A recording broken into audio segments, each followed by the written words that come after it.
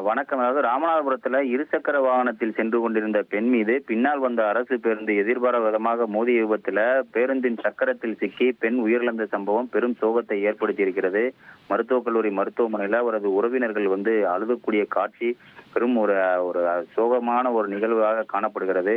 ராமநாதபுரம் அருகே உள்ள களத்தாவூர் கிராமத்தைச் சேர்ந்தவர் பூவலிங்கம், இவரது மனைவி வளர்மதி. இவர்களுக்கு 2 சிறு குழந்தைகள் உள்ள நிலையில இவர் மகளிர் சுய உதவி குழுவில் பணியாற்றி வருவதாக தெரிகிறது.